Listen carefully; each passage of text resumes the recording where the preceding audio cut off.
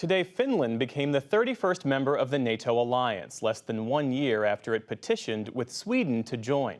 Finland's accession doubles NATO's border with Russia, and it concludes an historic shift following 75 years of non-alignment. Nick Schifrin explores the significance of expanding NATO.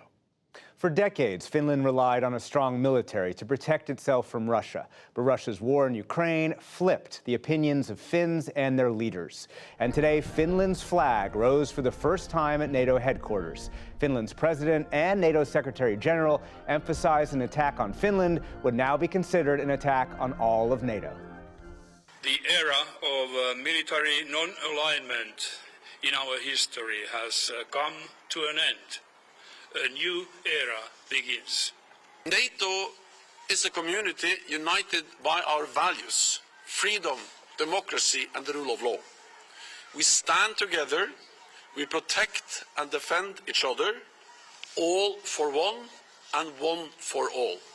To discuss this, we turn to Heather Conley, president of the German Marshall Fund of the United States, which focuses on improving transatlantic relations. Heather Conley, thank you very much. Welcome back to the NewsHour. How significant is this today, and how does Finland militarily actually help contribute to NATO's security?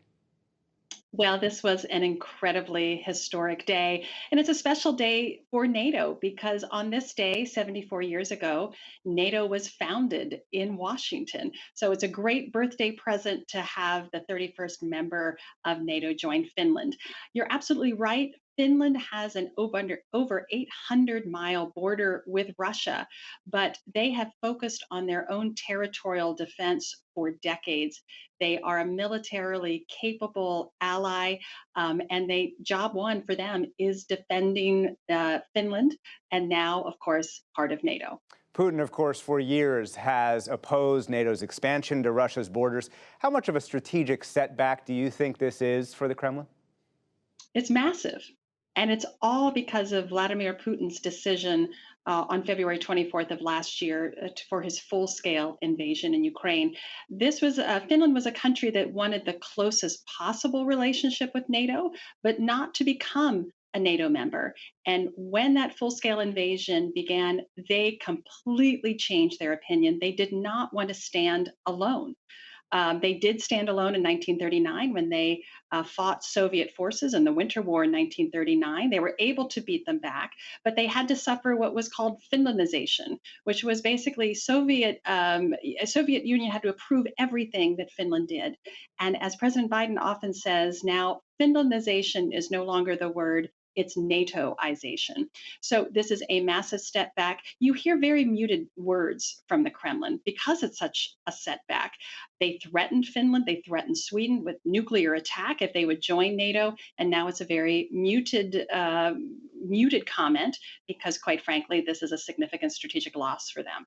Among those comments from Russia is this: the deputy foreign minister warned that Russia would, quote, strengthen its military presence near Finland and would take unspecified further steps if more non-Finland NATO forces were actually deployed into Finland. How likely is that?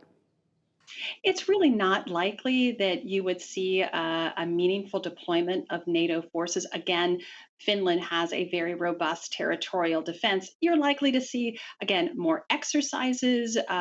We have to integrate fully NATO into defense, NATO defense planning, but you're not going to see major infrastructure or major forces. Finland can take care of its own territorial defense. But again, the Kremlin is incorrect. Over the last 12 months, they have removed Russian forces from Finland's border. These land forces have been used in Ukraine and have not come back. So in many ways, the Finnish government is seeing an easier time on the border, fewer Russian forces, but they are prepared. They know they could suffer cyber attacks. They know this will be tested, but they are very ready. They've been ready since they sent their application in to become NATO members. And those cyber attacks, of course, U.S. officials also worried about Russian cyber attacks in Ukraine and the West moving forward.